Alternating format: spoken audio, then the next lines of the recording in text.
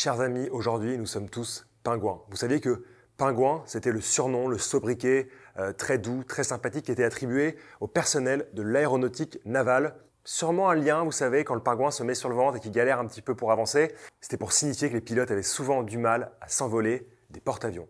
Et si je vous parle de pingouin aujourd'hui, si j'ai la chance d'avoir cette tenue que j'aime énormément de l'aéronautique navale, c'est parce qu'on va vous parler de la nouvelle Tudor Pelagos FXD GMT Zulu Time, nouvelle montre GMT dans cette petite et récente famille née en 2021. Vous allez voir, c'est que du plaisir et je voudrais prendre le temps de remercier Tudor puisque quand le peuple demande, Tudor commande et on ne sera jamais assez reconnaissant pour ça. 3, 2, 1, pingouin, c'est parti.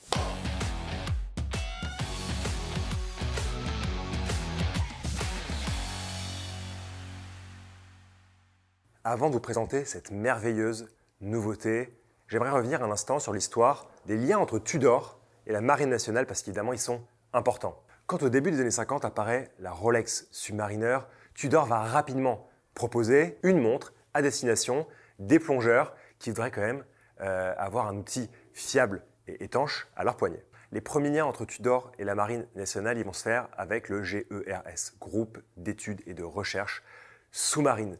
Ce groupe qui est basé à Toulon en 1956, il va commencer à recevoir des références 79-22, 79-23 de Tudor Oyster Prince Submariner pour justement faire quelques essais. Et en échange de ça, Tudor, Rolex, justement, se dit bon, on va réussir à récolter des informations pour savoir si ça fonctionne, si ça ne fonctionne pas, etc. Donc, il y a des rapports qui sont rendus à Tudor pour améliorer les produits. L'étanchéité des montres est jugée parfaite et leur comportement tout à fait correct. C'est validé. Merci, bonsoir, Tudor. Puis ensuite, c'est la référence 79-28 qui va évidemment être une des pièces maîtresses de la collaboration entre Tudor et la Marine nationale. Et ensuite, comment ne pas parler de la référence 70-16, juste avant le milieu des années 70, qui va être distribuée à la Marine nationale, à certains corps en particulier.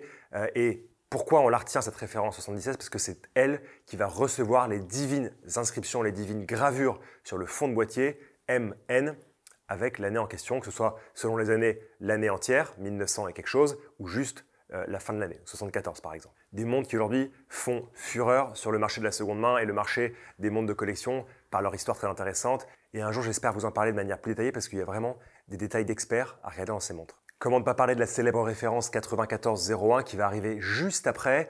Et pourquoi on la retient celle-là? C'est parce qu'on a le combo divin, si j'ose dire, entre un cadran de couleur bleue et une lunette de couleur bleue. Ce partenariat entre Tudor et la Marine nationale, il va vraiment se prolonger jusque dans le cœur des années 80.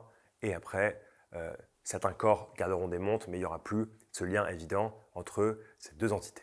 Revenons à nos pingouins. Aujourd'hui, je dois vous présenter la magnifique Tudor Pelagos FXD Zulu Time. Mais avant, j'aimerais revenir sur l'histoire de cette récente famille fixe et pour ça, retour en 2021. En 2021, Tudor, ces petits coquins, avaient commencé à travailler en secret, alors de quelques années auparavant évidemment, avec la Marine nationale pour préparer le retour d'une toute nouvelle montre pour célébrer un peu ces années, ces liens étroits que je viens de vous citer dans les années 50, les années 60, 70 et 80 et pour donner naissance à un tout nouveau modèle.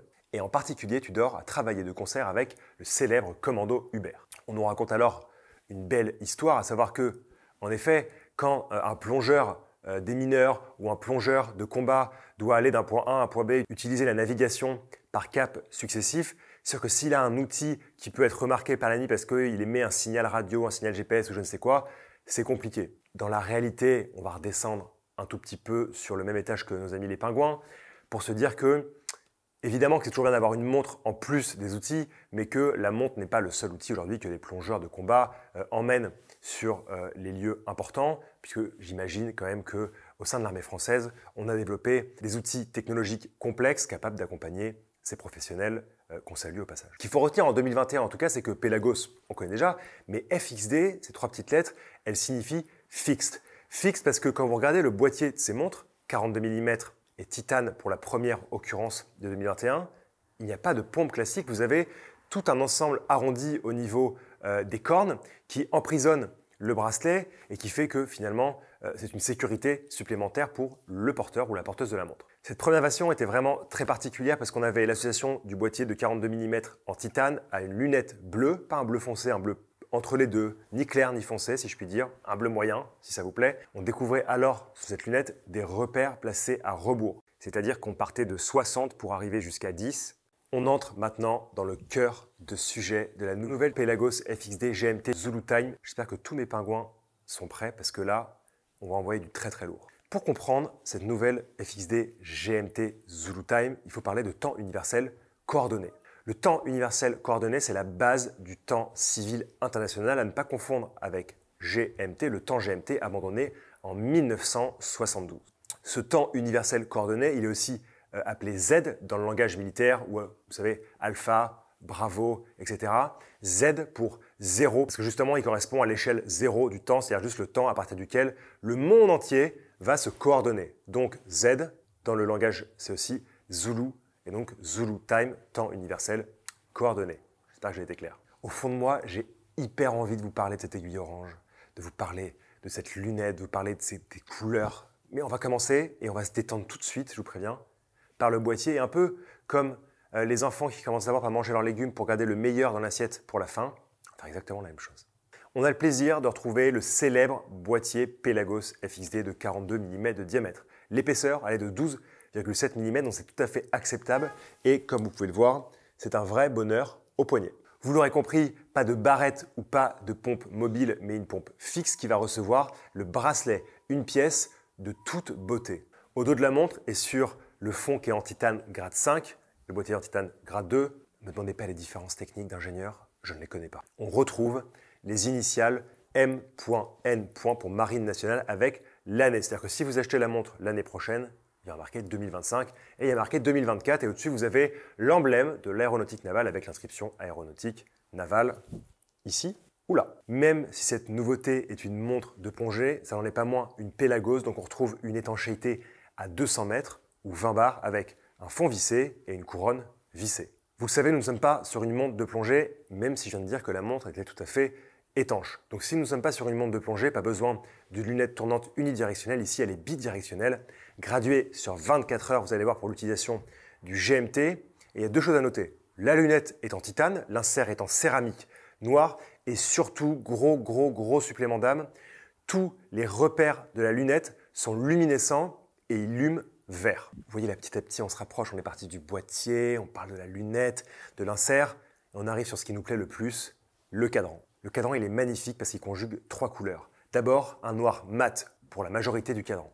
Ensuite, tous les index sont en relief et ils ont été largement recouverts de Superluminova qui, lui, va briller bleu. Vous avez l'inscription Pelagos GMT à 6 heures en orange qui, évidemment, fait un bisou, fait un écho, fait un câlin à l'aiguille de GMT, également orange. Cette aiguille orange, elle va pointer vers l'échelle de la lunette 24 heures. Et maintenant, on va se concentrer sur la complication de GMT, sur cette Tudor Pelagos FXD GMT Zulu Time. Tudor a pensé le truc à fond pour les amateurs de GMT et les amateurs de GMT exigeants. La couronne a deux positions. On commence par mettre cette couronne en position numéro 2 pour aller chercher le réglage de toutes les aiguilles en même temps, ce qui va nous permettre de régler dans un premier temps l'aiguille de GMT en utilisant, si vous le voulez bien, la lunette tournante bidirectionnelle.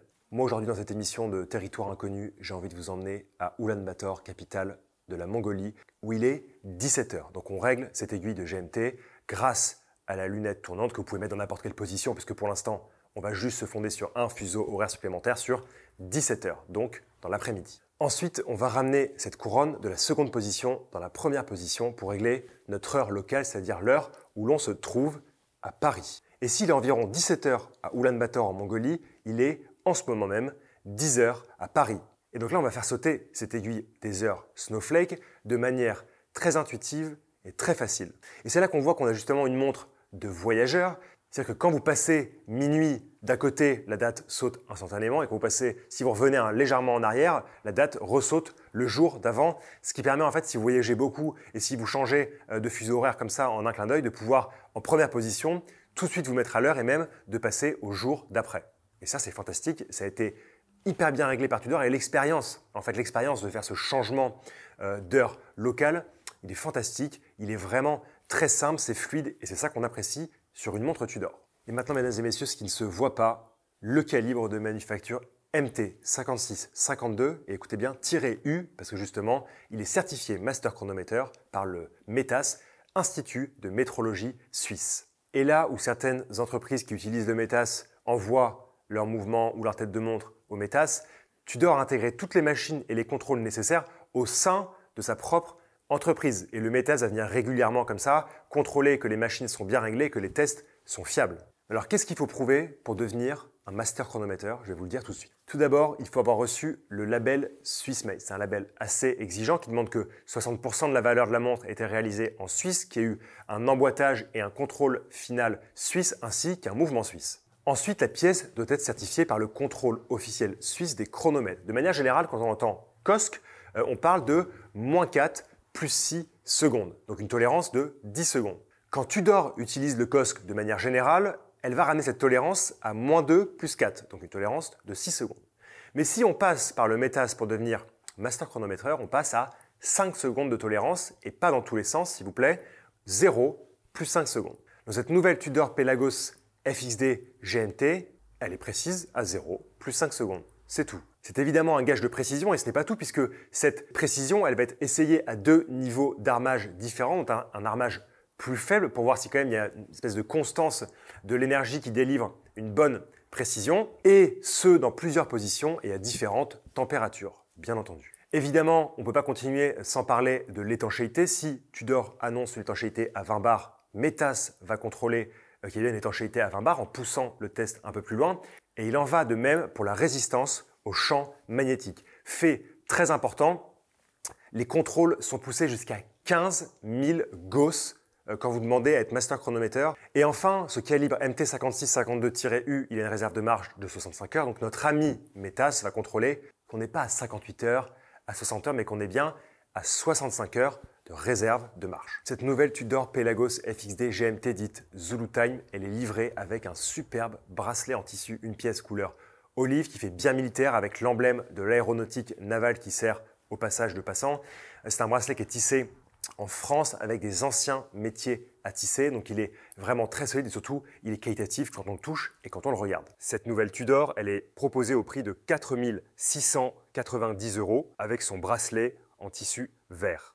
Comme je vous le disais en introduction, le message du peuple, si je puis dire, s'était fait entendre pour dire qu'on adorait la Pelagos FXD 2021, qu'on adorait la Pelagos FXD plus civile de 2023, mais qu'il y a quand même des échos d'envie d'une fonction GMT au sein de ce super boîtier taillé dans la masse en titane Pelagos FXD. Donc Tudor a dit les gars, ne bougez pas, on arrive tout de suite avec une petite solution. Ils l'ont fait, la montre elle est magnifique, elle est bien réalisée, toutes les couleurs s'accordent bien ensemble et au-delà des couleurs, puisqu'on parle quand même d'une montre qui a été faite avec des liens avec la Marine nationale et l'aéronautique navale, c'est-à-dire en fait les pilotes de la Marine nationale, on a un produit qui est complètement abouti. Une montre GMT avec ses codes de couleur orange qui se marient au beige des index et au cadran noir mat. Et vous l'aurez compris, j'ai une attirance toute particulière pour la couleur orange puisque j'ai dans ma modeste collection d'habits un petit peu anciens cette superbe combinaison qui était portée par un certain Bill, que je salue au passage, avec l'emblème du pingouin dont je vous parlais au début qui me tient vraiment à cœur. C'est un emblème de beauté, mais aussi de fragilité et surtout d'amour. Donc je vous envoie moi plein d'amour et je vous dis à bientôt pour la prochaine vidéo. Merci.